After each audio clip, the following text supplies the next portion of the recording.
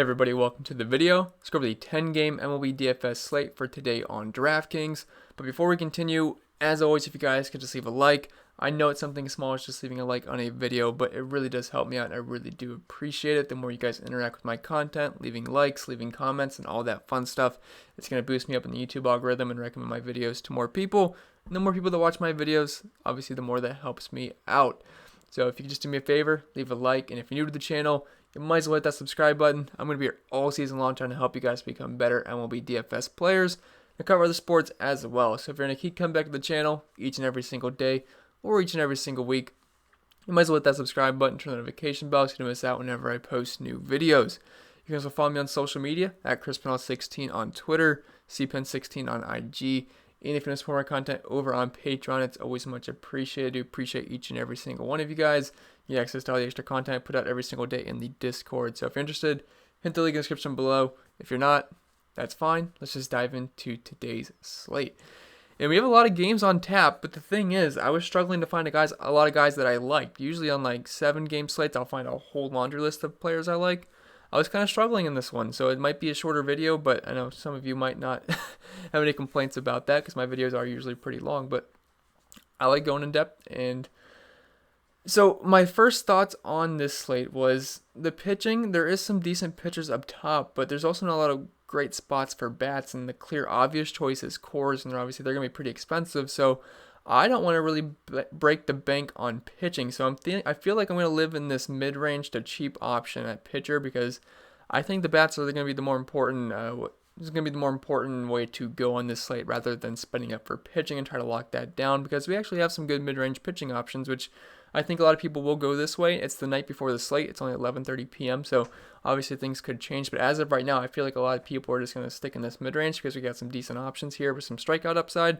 And then we have lots of good options in Coors Field as well. So we will start with Brandon Woodruff. He comes in at 8,300, and I could see him being pretty highly owned on this slate. He is coming off a monster outing versus Pittsburgh, where he struck out 10 in 6.1 innings with 92 pitches, and he scored 37.1 fantasy points. One of the best outings we've seen from a pitcher all season. Actually might be the best. I think Kyle Hendricks opening day was probably the best, but Brandon Woodruff certainly was fantastic, and he's got good strikeout stuff. He was a near 30% K rate last season, and I like this matchup versus the White Sox. They have plenty of power, and they can be a dangerous team. I mean, they got a lot of good bats in their lineup, but they also struck out a ton versus right-handed pitching last season, and that's why I like Woodruff quite a bit. Vegas likes him as well. 6 strikeouts for his Vegas prop, 53% chance for the win, 4.11 runs against him, but man, his numbers were so good last season. 3.36 xFIP, 29% K rate, limited to hard contact, only 0.89 home runs per 9 innings. And if you look at the matchup versus the White Sox last season, they struck out 26.3% of the time versus right-handed pitching, 81 WRC plus, less than a 300 WOBA, and a 141 ISO. Now they get some good bats in the lineup this season for sure. I mean, they are pretty loaded, and I've been actually mentioning them as a stack most nights.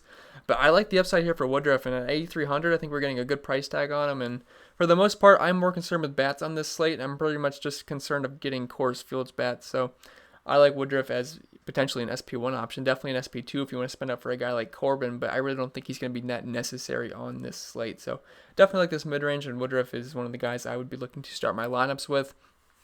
I also like Andrew Heaney quite a bit. He comes in at 8K. The only concern he has is a pitch count issue, because in his first 2 starts, he's only thrown 67 pitches and 64 pitches. Now, he did strike out 6 in both matchups, but he hasn't topped more than 5 innings so far, but he has been solid, 19 points and 15 points. We're getting a good price tag on him, and he just faced the Seattle team. He scored 15 points, struck out 6, did give up a couple runs, but I'm liking this spot for Andrew Heaney. I definitely think he is very playable, and I think a lot of people might end up going with the Woodruff and Heaney route. You could also look at Caleb Smith at 6,600, which we'll talk about, but I could definitely see Woodruff and Heaney being a good combo that's only costing you $16,300, which means you're going to have plenty of room for bats if you put a value bat in, and I'm sure it's not going to be too hard to fit in guys like Blackmon, Dahl, Arenado, and Story, not in the same lineup, but you can definitely pick your choosings out of some of the guys in Coors Field for sure. So I do like Heaney here. He's got some strikeout upside, and Vegas likes him as well. Only 3.84 runs against him, 6 strikeouts, 63% chance for the win. If you're looking at his numbers last season, he did struggle with hard contact, on nearly 2 home runs per 9 innings, nearly 50% hard contact, which is definitely scary. He can go up the long ball, but he had a 29% K rate.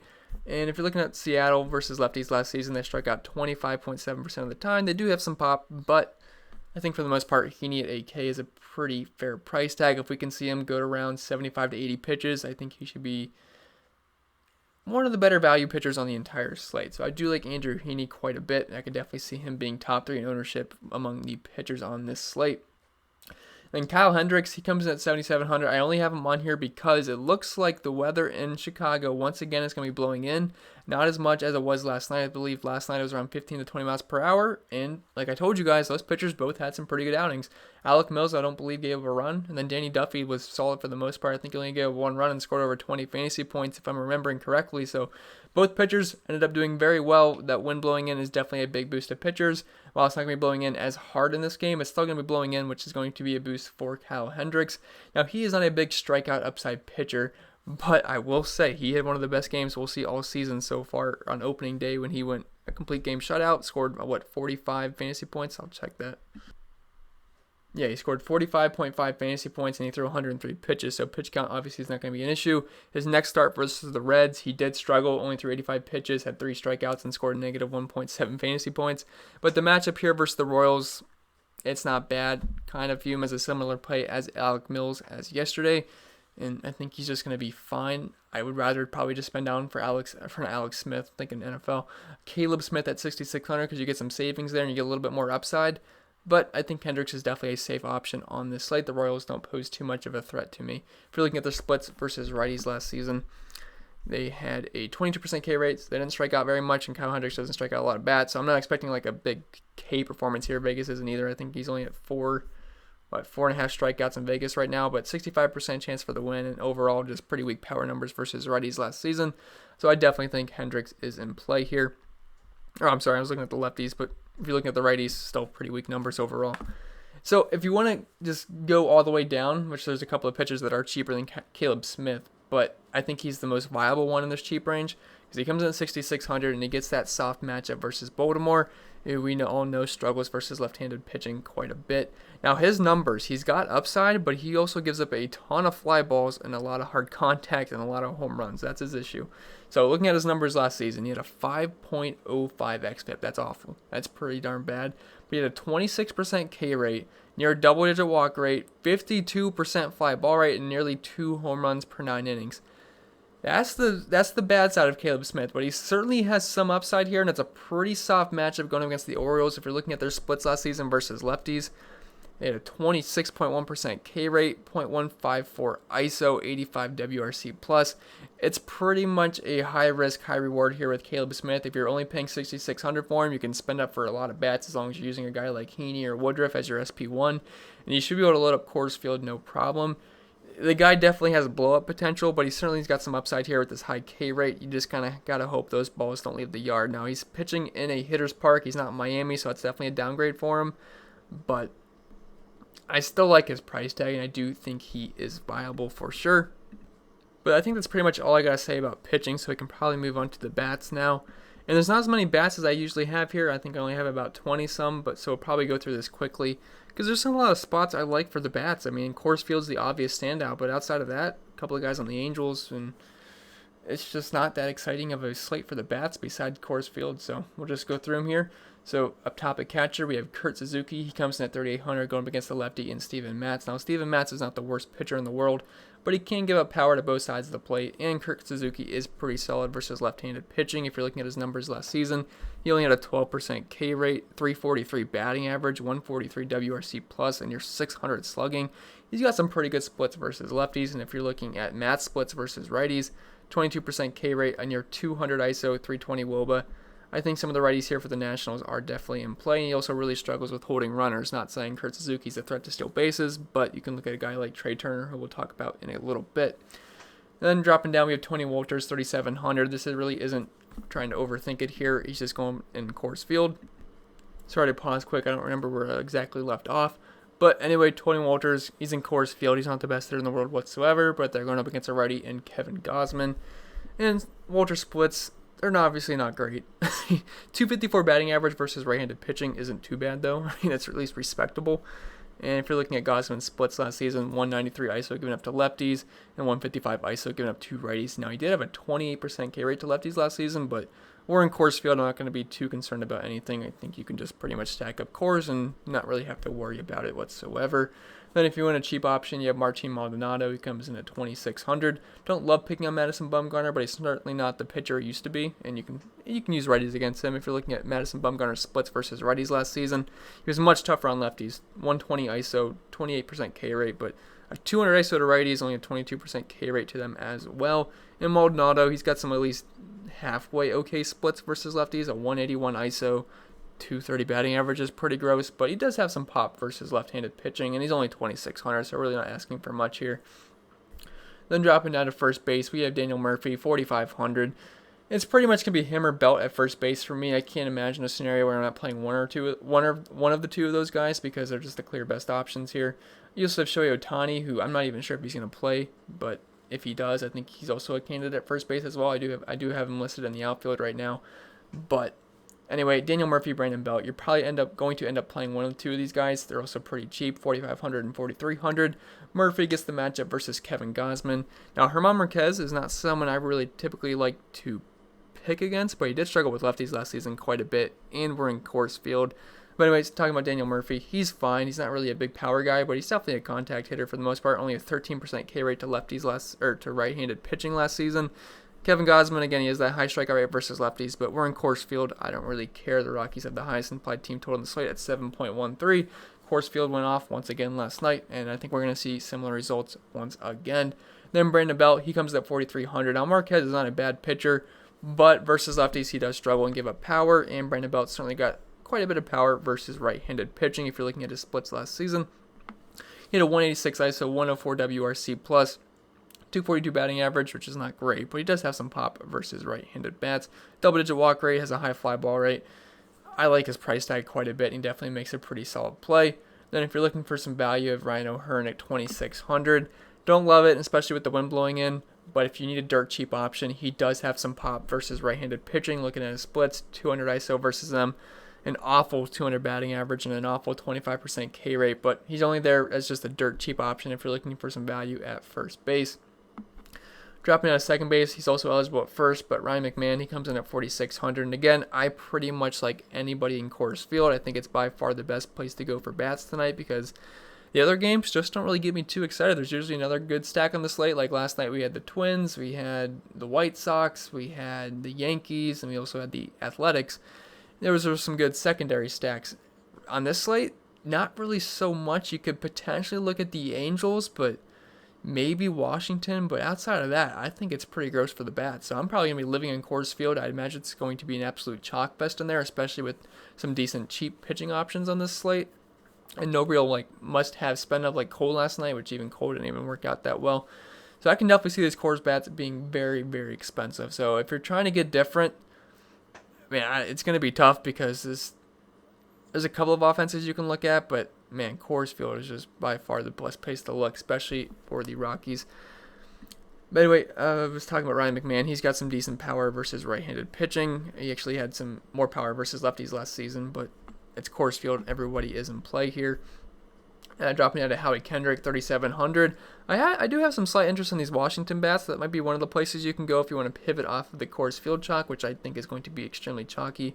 But like I said, Steven Matz is not the worst pitch in the world, but he does give up some power to right-handed bats. And Howie Kendrick was absolutely amazing last season versus lefties. You're going to see dark green bars here. He had a 376 batting average versus lefties last year, 165 WRC+, a 430 WOBA, 421 on base percentage, I already said the average, but a 615 slugging, only a 14% K rate. I think Howie Kendrick is a very good play at this price tag, and second base is arguably the weakest position on the entire slate. So I like that price tag with Howie Kendrick projected to be batting in the cleanup spot. That could always fluctuate, but he shouldn't be too far down in the order. I definitely like that price tag for Howie Kendrick. Then Tommy Lastella, 3,100. I believe he is questionable for this game, but if he is in, he did have some pretty good splits versus right-handed pitching last season. He had a 306 batting average, a 215 ISO, 134 WRC+. Justin Dunn is not someone I'm going to be scared of. If you're looking at his splits last season, it wasn't a big enough sample size to really put too much stock into it because a 0 ISO to righties, a 0 ISO to lefties, obviously that's not going to happen. If you're looking at what he did in his first start this season, He wasn't awful. He only gave up 3 runs. 2 of those were earned. Did give up a homer. 3 walks, though. 2 strikeouts and only 65 pitches. And the Angels did score 10 runs in that game. So I think the Angels are going to be fine here. I think they're a decent tournament stack because, again, there's just no one outside of Coors that I'm really too interested in. But getting Mike Trout back will certainly help that lineup. He is projected to be back in the lineup, and obviously that's going to be a big boost for them. And if Ohtani's in, that's also another boost for them. So I think the Angels are a decent stack on that slate. I believe they're going to be playing in the late game, I would assume. Yeah, play at 10-10. So you could always have some late night hammers in there, and you could maybe pair them up with a couple of Coors bats as well if you had the salary. And dropping out of third base, we have Nolan Aronado. He comes in at 5,300. He went deep last night.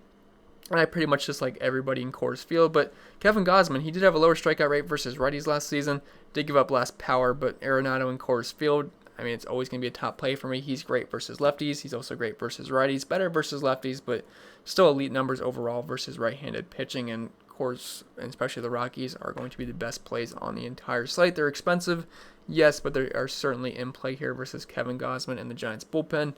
Then Pablo Sandoval, he comes in at 4K. He actually has better splits versus lefties compared to righties, but German Marquez is worse versus lefties, and Sandoval is a switch hitter. And his numbers aren't too bad versus right-handed pitching. Still got a 232 ISO, only a 259 batting average. Does have much better splits versus lefties, but everybody in Coors Field is in play here, including Sandoval at only 4K, which I think is actually a pretty decent price tag.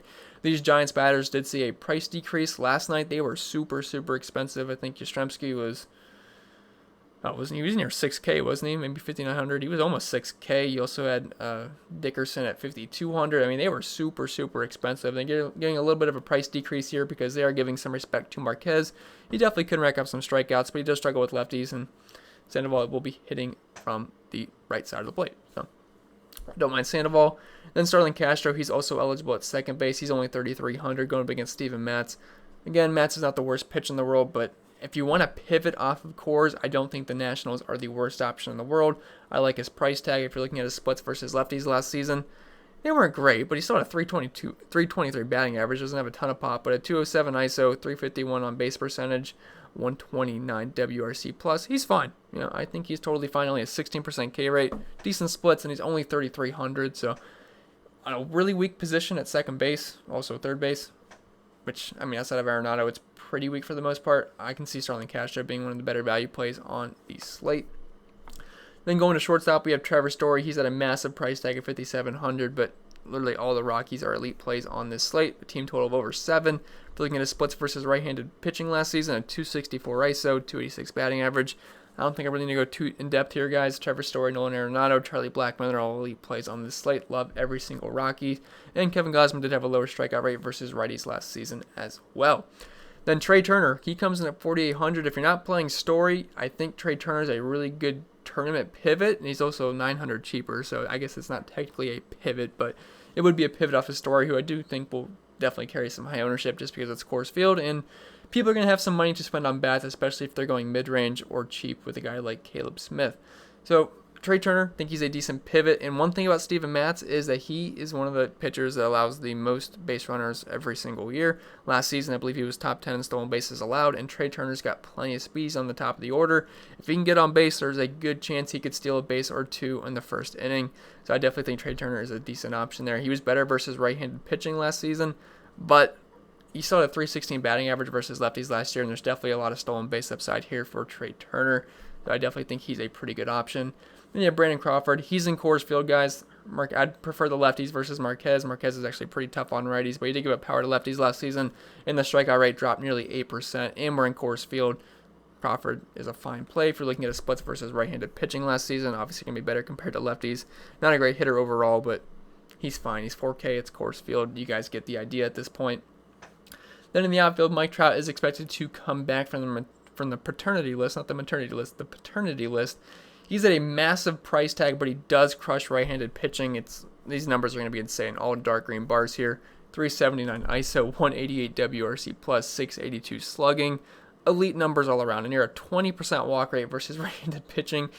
If you have the salary, Mike Trout's obviously an elite play.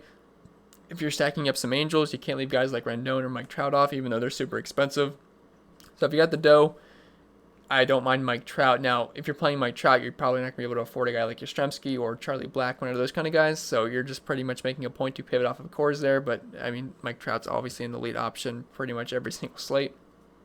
It's just a matter if you have the salary or not for him. But Mike Yastrzemski, 5,900. He went deep last night. I believe he did. But super expensive, 5,900. But I like everybody in Coors Field. He didn't get a price decrease. He's still 5,900. He is super expensive. But I prefer the lefties versus Marquez. Gave up a 216 ISO versus lefties last season. Strikeout rate dropped nearly 9%. I believe it's like 28.7% versus righties and 20.4% versus lefties. So if you have the salary for Mike Yastrzemski, he's fine. He's got good numbers versus right-handed pitching. So he's fine. I mean, it feels kind of gross paying 5,900 for a guy on the Giants like Yastrzemski, but it's Coors Field, guys, and he went deep last night. They're literally all in play. Charlie Black, when he comes in at 5,800, definitely have some interest in him. I'd prefer him over Mike Yastrzemski just because I prefer the Rockies, and their team total is nearly 2 runs higher than the Giants, so I definitely like the Rockies here. Charlie Blackman, 5,800. He crushes right-handed pitching. We're in Coors Field. I don't really think I have to go too in-depth here. Obviously, an elite play if you have the salary. If you don't want to spend all the way up in the outfield, I don't mind some cheaper options like David Dahl. He's 5,100. You're going to be leading off for the Rockies here with the highest team total on the slate. He's not going to be as good of a play just projection-wise over Blackman, but value-wise, he should be able to edge him out just a little bit. If you're looking at his splits versus right-handed pitching last season, a near 300 batting average. He just strike out quite a bit at 25% clip. But it's Coors Field, guys. Literally everyone is in play here. Alex Dickerson, he went deep. He also got a price decrease at 4,800. Prefer the lefties here versus Marquez. He has some decent splits versus right-handed pitching. A near 290 batting average, 34% ground ball rate. Got the fly balls at 27%. I want guys that can make contact and get the ball in the air. 22% K rate, but not too bad. I do prefer the lefties versus Marquez, so obviously he's going to be a fine play. Should grade out pretty well, especially at only 4,800. Shohei Ohtani, he is going to be shut down for the season pitching. I'm not sure if he's going to be in the lineup tomorrow. He is listed as day-to-day. If he is in the lineup, I like him as part of an Angels stack or even a one-off because you're getting the lefty-on-righty matchup versus Justin Dunn, and I think all the Angels are in play here.